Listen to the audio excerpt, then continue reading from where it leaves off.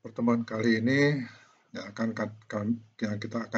kita diskusikan adalah mengenai kerangka konseptual. Nah, ini penting di dalam kita menulis hasil penelitian. Jadi artinya kita akan menulis sebuah laporan, ya. Kita akan menulis sebuah karya ilmiah, ya, yang mungkin orang sebutkan skripsi, tesis, atau disertasi. Ya. Nah, di sini akan kita bahas atau akan diskusikan adalah salah satu bagian dari laporan ilmiah tersebut, ya, yang disebut dengan kerangka konseptual. Apabila seseorang baru mengenal dunia tentang penulisan literatur ilmiah, maka apa yang disebut sebagai kerangka konseptual akan sangat membingungkan. Ya, itu yang saya alami dulu, ya. Kerangka konseptual ini adalah salah satu yang diharuskan ada dalam sebuah tulisan ilmiah. Salah satu alasan mengapa kerangka konseptual ada adalah karena kerangka konseptual ini yang mengarahkan pengertian seseorang yang membaca tulisan ilmiah ini. Untuk mudahnya, sebenarnya kerangka konseptual adalah proses atau jalan keluar yang akan menyelesaikan masalah yang ada dalam tulisan ilmiah itu. Jalan keluar dalam hal ini yang dimasukkan adalah jalan keluar berdasarkan fakta yang ada. Fakta ini bisa berupa teori dasar, literatur acuan berupa penelitian orang lain, atau artikel ilmiah yang sudah diakui atau sudah terbit pada sebuah publisher jurnal.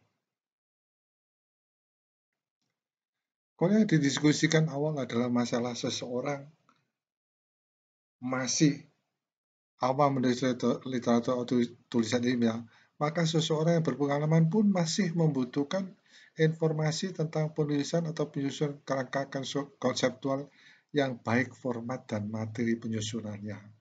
Ya, meskipun orang sudah pernah menulis, masih ingin tahu, ya, karena memang ini apa uh, tidak mudah, ya, bagi mereka meskipun dikatakan sudah berpengalaman.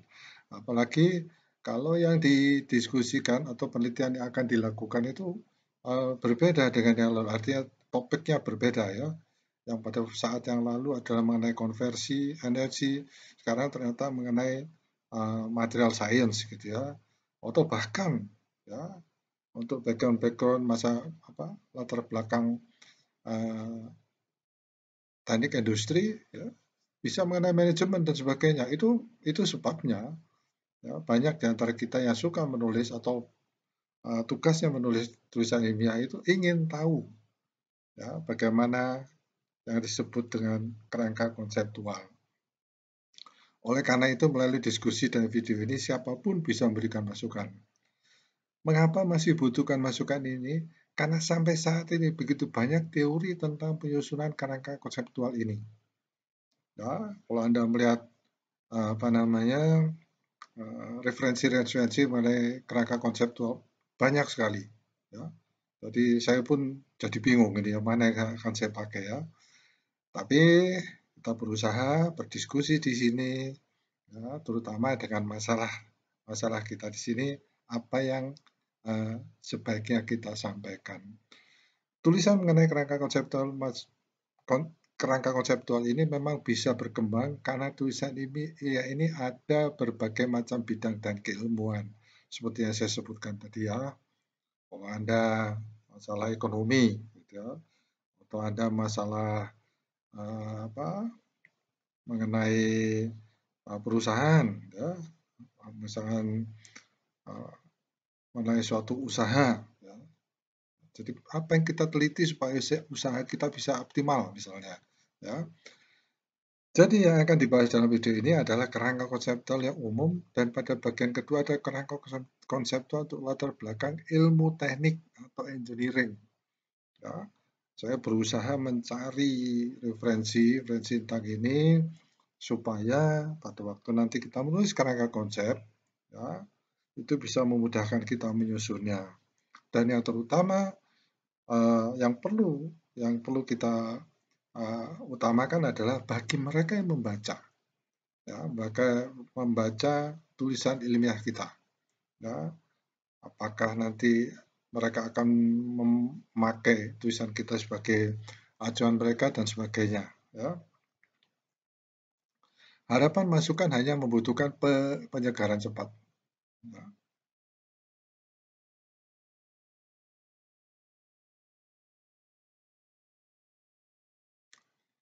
Artikel yang akan membahas secara mendalam semua yang perlu diketahui tentang kerangka konsep konseptual. Mulai dari apa itu semua, bahkan tentang membuatnya sendiri kita ya.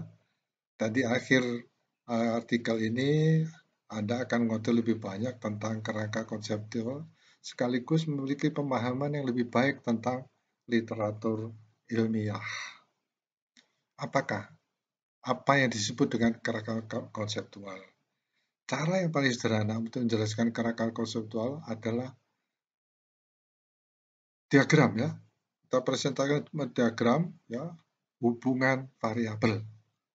Namun penjelasan lengkap dari kerangka konseptual lebih panjang dan butuh lebih banyak penjelasan. Ya. Diagram itu adalah seperti semacam apa ya, ringkasannya ya, supaya terlihat jelas alurnya ya.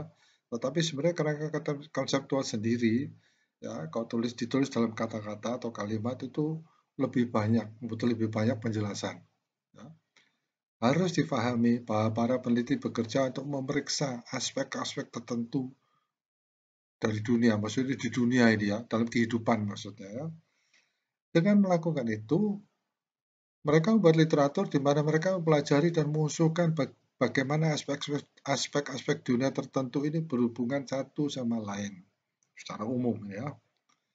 Namun dalam menjelaskan hubungan yang kompleks, cara termudah, paling sederhana dan paling efektif untuk menyampaikannya adalah melalui diagram tertentu yang disebut kerangka konseptual.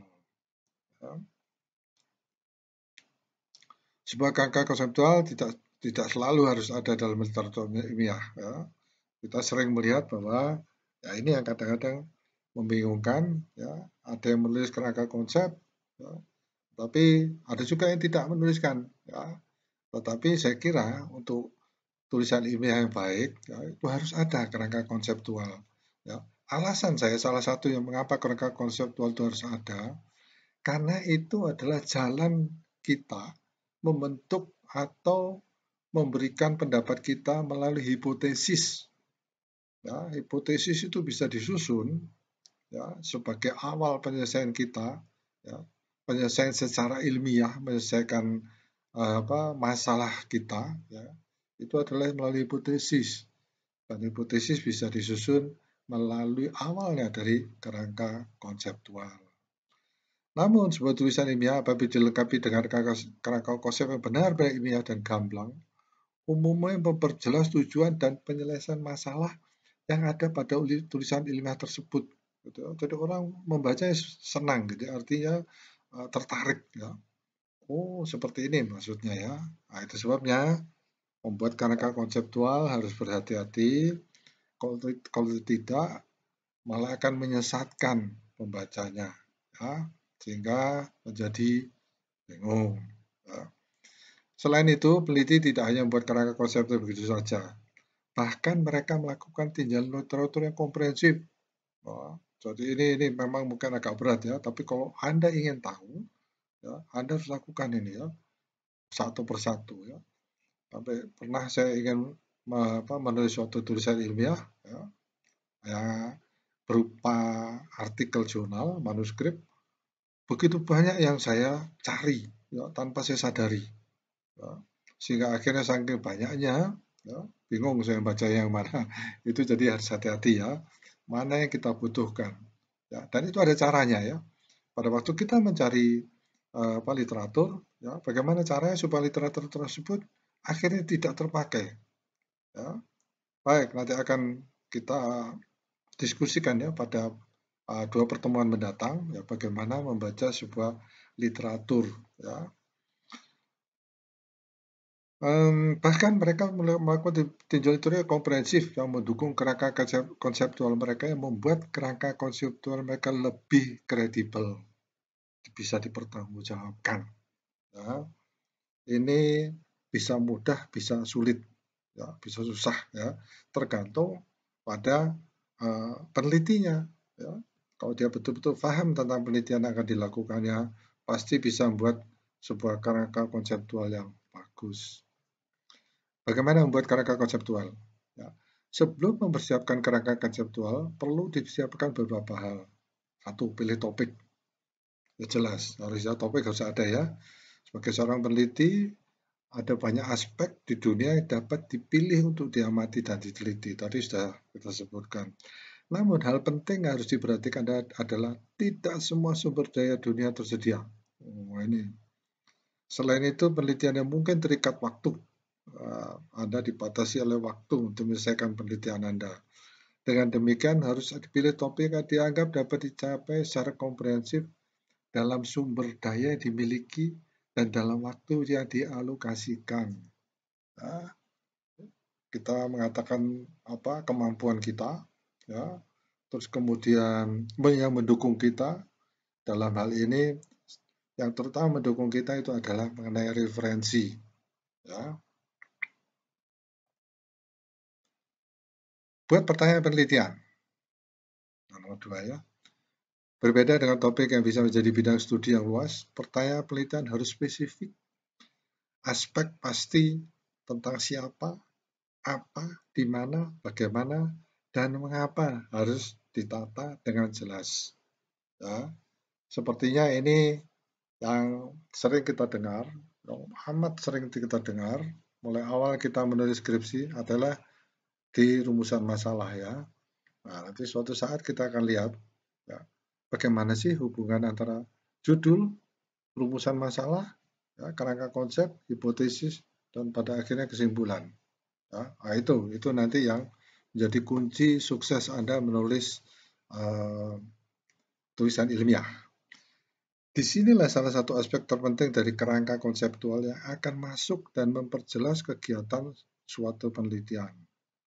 Pertanyaan penelitian adalah pertanyaan yang jelas dan dapat dipertanggungjawabkan bagaimana penelitian ini dilakukan berdasarkan sumber kajian yang jelas.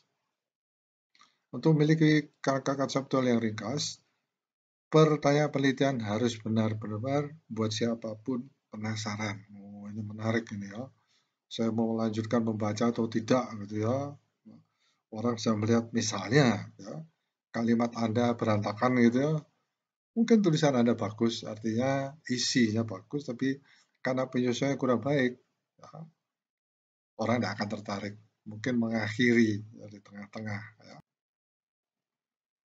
Alasan mengapa pertanyaan penelitian merupakan bagian penting dari kerangka konseptual suatu penelitian dan penting untuk keseluruhan penelitian, inilah yang menempatkan fokus dan jalur studi yang dilakukan. Jadi jalur penelitiannya ya.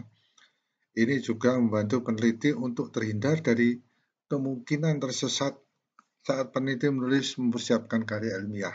Ya. Jadi kita melihat istilah tersesat ini terlalu sering terjadi. Ya. Seorang peneliti fokus pada suatu penelitian yang ingin didapatkan jawabannya, ternyata sepanjang perjalanan waktu melakukan penelitian, ada hal-hal yang baru yang tidak disadari membuat penelitian tersebut mengarah ke suatu hasil yang tidak bukan yang menjadi tujuan utamanya. Ya. Sehingga seorang peneliti sering mengatakan, ternyata setelah saya melakukan, saya menemukan ini. Nah, dan itu tidak dibenarkan. Ya. Kalau dikatakan ternyata bahwa Anda tidak Anda tidak merancang penelitian itu dengan baik. Ya. Kalau ada istilah pada waktu presentasi mengatakan ternyata saya menemukan seperti ini, itu menunjukkan bahwa penelitian Anda itu adalah penelitian coba-coba. Ya. Ya bukan tidak boleh, ya, tetapi di dalam tulisan ilmiah itu tidak boleh terjadi. Jadi sudah mulai awal apa yang Anda cari pada akhirnya adalah itu yang Anda harus jawab. Ya. Melakukan review literatur, ya, melakukan telaah pustaka merupakan tindakan di mana seorang peneliti mengkaji karya yang dipublikasikan oleh sumber terpercaya ya terkait dengan topik tersebut, topik penelitiannya ya. Tujuan dari tunjangan pustaka adalah untuk memberitahu peneliti dan pembaca tentang gagasan dan informasi yang ada tentang topik yang dipilih ya. Juga menunjukkan titik lemah dan kuatnya ya. Jadi ini mungkin adalah bagian yang mungkin menjadi saran nantinya ya. Menunjukkan titik lemah dan titik kuatnya itu bukan berarti bahwa penelitian Anda atau tulisan Anda itu tidak memenuhi syarat, tetapi umumnya hal-hal seperti ini di titik lemahnya ditunjukkan adalah supaya penelitian itu dilanjutkan ya. Yang Anda teliti, yang Anda amati sekarang itu sudah terlalu banyak, misalnya variabelnya terlalu banyak ya, sehingga ada variabel yang perlu diteliti, diamati lagi ya, hubungannya dalam suatu hasil penelitian supaya penelitian tersebut optimal ya. Tadi misalnya Anda katakan saya meneliti hanya bagian ini ya, tetapi ada bagian yang belum saya amati. Ini saya indikasikan atau saya uh, rasa ada hubungannya ya dengan misalnya unjuk kerja ya, dan sebagainya. Beberapa hal utama yang harus peneliti ingat ketika melakukan review literatur adalah berhubungan dengan topik, ya, mensintetisasi publikasi yang telah dibaca dan mengenali area di mana terdapat kekurangan informasi atau tidak cukup bukti untuk membuktikan hasil yang telah didapat pada hasil publikasi tersebut. Ya. Sekali lagi, saya mengingatkan mengenai etika. Ya. Etika kita pada waktu mengatakan bahwa publikasi yang lalu itu yang saya baca ini masih bisa dikembangkan. Itu istilahnya ya. Jangan mengatakan bahwa publikasi ini tidak ada sama sekali. Ya. Tidak bermanfaat sama sekali. Ya. Sama sekali tidak mempunyai dan sebagainya. Ya. Tadi hanya katakan bahwa ada bagian yang mungkin mempengaruhi ya, yang belum diamati. Gitu ya. Dengan tinjauan literatur ini, peneliti akan dapat mempersempit atau yang akan dimasukkan dalam apa yang akan dimasukkan ke dalam kerangka konseptual peneliti saat ini ya. Pilih variabel penelitian. Karena peneliti telah menyelesaikan penelitiannya saat ini, maka peneliti sudah dapat mengidentifikasi dan menunjukkan variabel yang telah dibahas dalam publikasi yang telah peneliti pelajari dan mencoba untuk menghubungkan atau menguraikan bagian variabel ini ditautkan. Ya, kelanjutan tadi ya, pilih variabel. Karena peneliti pasti sudah membaca banyak literatur, maka peneliti akan menemukan bahwa ada banyak variabel yang dapat dipilih saat melakukan studinya. Namun saat membuat penelitian secara umum penting bahwa peneliti hanya memilih variabel yang paling penting karena tidak semuanya akan signifikan. Ya, meskipun kita tahu begitu banyak variabel yang mempengaruhi ya, tetapi pilih yang paling signifikan ya. Tadi untuk penelitian Anda ya. Yang tidak signifikan ini katakan ini belum tentu dia tidak mempengaruhi ya, tapi saat ini ya Anda harus memilih yang paling signifikan ya. Lanjutan dari pilihan variabel penelitian. Pada saat membuat kerangka konseptual khususnya, meskipun peneliti dapat memilih semua variabel yang ada, akan lebih baik untuk tidak melakukannya karena terlalu banyak variabel dalam kerangka konseptual akan membingungkan. Ya. Nah, ini yang perlu disampaikan adalah begitu banyak variabel sehingga pada waktu Anda melakukan discussion atau diskusi, ya, ada hasil tersebut, Anda harus membuat suatu hubungan ya antara variabel satu dengan variabel lainnya dan itu sangat sulit kalau variabel mempengaruhi ya. Jadi itu akan menjadi suatu hubungan yang rumit ya. Jadi hindari untuk memakai variabel-variabel yang terlalu banyak. Nah, itu bisa contohnya itu ya pemakaian variabel yang banyak itu bisa dipisahkan ya, dipisahkan menjadi penelitian-penelitian beberapa penelitian. Ya, itu sebabnya saya sering ya pada waktu menguji seseorang menguji disertasi, saya katakan Anda mengerjakan 4 disertasi ini. Ya, karena variabel-variabel tersebut begitu banyak, ya, Sehingga kadang-kadang si peneliti itu pun bingung, hubungan A dengan B, hubungan A, B, dan C, gitu. Sehingga kalau kita masukkan di dalam grafik, ya misalnya contoh gitu ya, kita kan bingung ya, ada grafik misalnya dengan 3 sumbu gitu ya. Oh, ternyata ada 4 variabel, sumbu keempat di mana letaknya ya, dan sebagainya. Ya. Meskipun mungkin itu bisa dilakukan, ya. Meskipun juga bukan ide yang baik untuk memilih variabel yang terlalu sedikit, ya, atau studi peneliti mungkin terlalu sederhana, ya. Tadi ya nggak apa-apa terlalu sedikit ya, tetapi eh, apa namanya orang akan penilaian yang dilakukan misalnya Anda menuliskan artikel jurnal, ya. Jadi ini bukan bagian dari artikel jurnal ya, tetapi dasar dari menulis artikel jurnal, maka mungkin artikel tersebut merasa enggak ini ya kurang-kurang tepat untuk dipublikasikan di jurnal saya ya. Seperti yang juga disebutkan pada langkah sebelumnya, peneliti harus menemukan tingkat kerumitan yang tepat dalam studi peneliti yang sesuai dengan sumber daya dan alokasi waktu penelitian.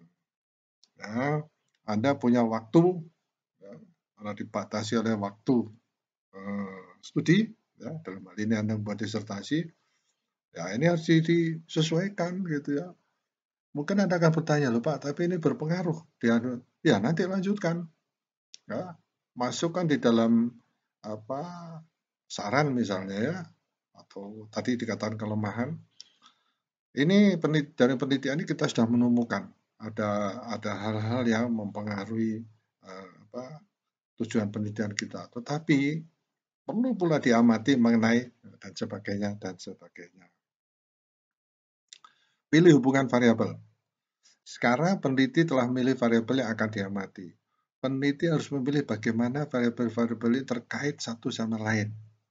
Ya, inilah pentingnya seorang peneliti telah membaca banyak literatur tentang topik penelitiannya. Ya. Peneliti seharusnya sudah dapat menentukan bagaimana setiap variabel terhubung satu sama lain.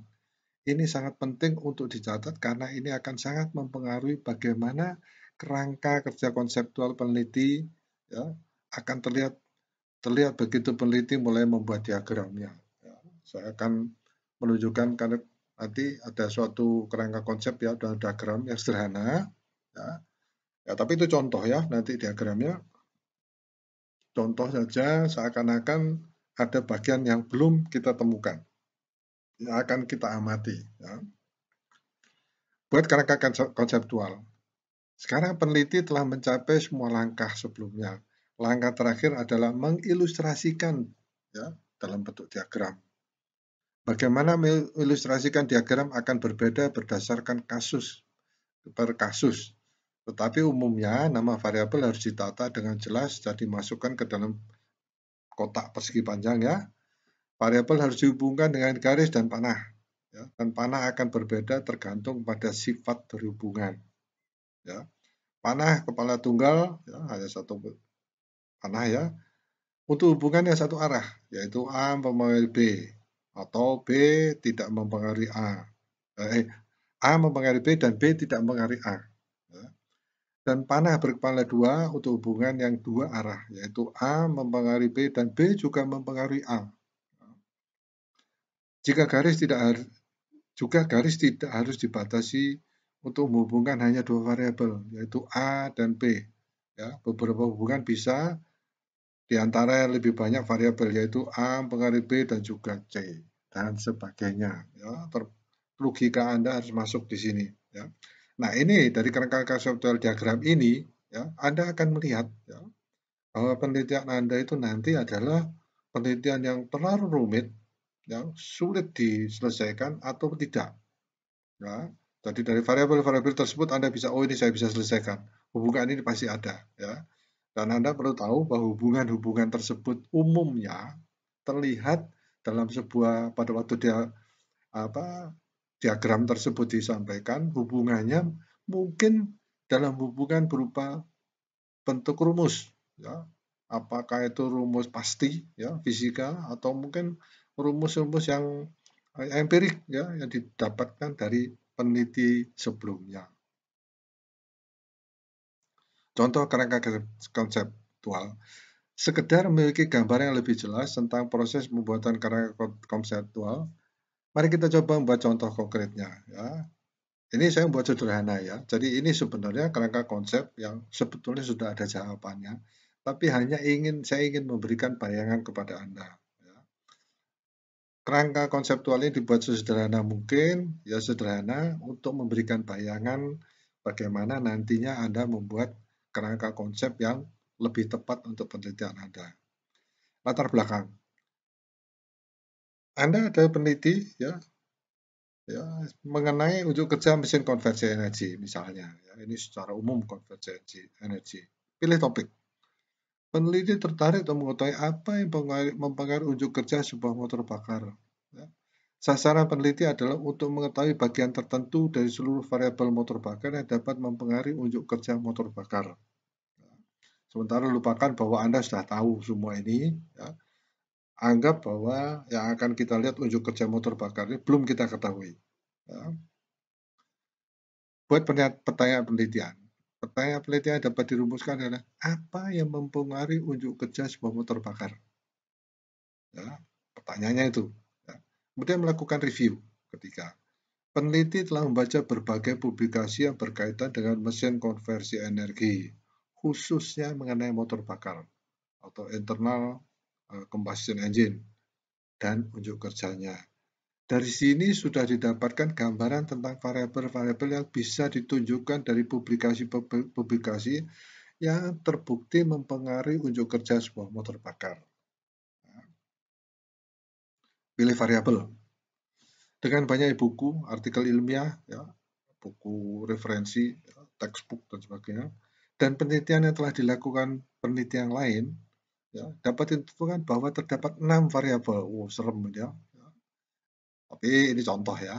6 variabel utama yang mempengaruhi unjuk kerja motor bakar, yaitu diameter silinder motor bakar, tinggi silinder motor bakar, ya, kebutuhan udara pembakaran, ya, kebutuhan bahan bakar. Ya, ini mengenai tinggi silinder dan diameter silinder ini berhubungan dengan volume, ya, dan ada banyak variasi ya, untuk crankshaft yang panjang dan pendek dan sebagainya ya. Kebutuhan udara pembakaran, kebutuhan bahan bakar yang berhubungan dengan sistem karburator, ya, atau sekarang adalah sistem injeksi, ya. Kemudian putaran mesin motor bakar dan beban atau torsi yang dialami oleh motor bakar. Ya. Unjuk kerja motor bakar setelah saya baca dari beberapa penelitian, itu contoh ya, ternyata dipengaruhi oleh beban atau torsi ya.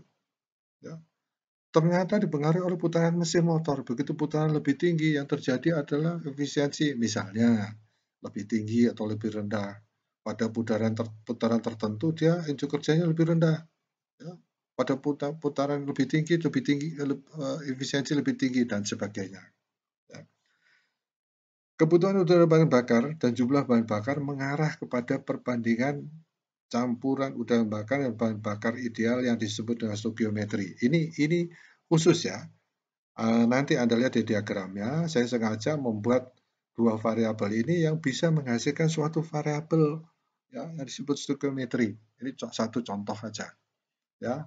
Yang lainnya adalah variabel yang berdiri sendiri dan ini adalah variabel yang dipengaruhi oleh variabel sebelumnya. Ya. Tolong nanti dilihat. Terakhir, kinerja motor bakar ditunjukkan dari efisiensi atau kinerja motor bakar.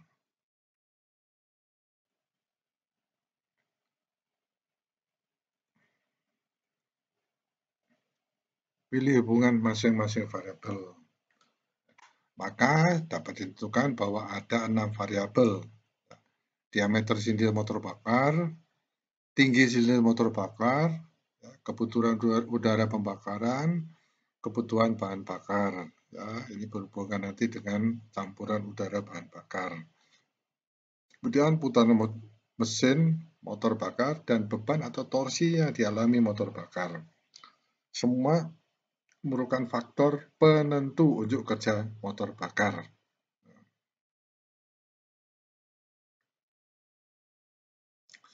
Ini setelah kita susun, ya, ini yang kita dapatkan kerangka konseptual kita adalah seperti ini. Ya. Ini 6 variabelnya. Diameter silinder, tinggi silinder, kebutuhan udara, kebutuhan bahan bakar, RPM, dan beban atau torsi. Sekali lagi ini merupakan contoh ya. Jadi sebenarnya efisiensi ini dipengaruhi oleh 1, 2, 3, 4, 5. Ya. Kalau sudah tercapai stokiometri, ini yang paling ideal. Ya. Harapannya adalah efisiensi adalah paling tinggi. Ya. Meskipun efisiensi ini juga dipengaruhi oleh diameter silinder, tinggi silinder, ya. Kemudian putaran apa mesin, ya, beban mesin. Ya.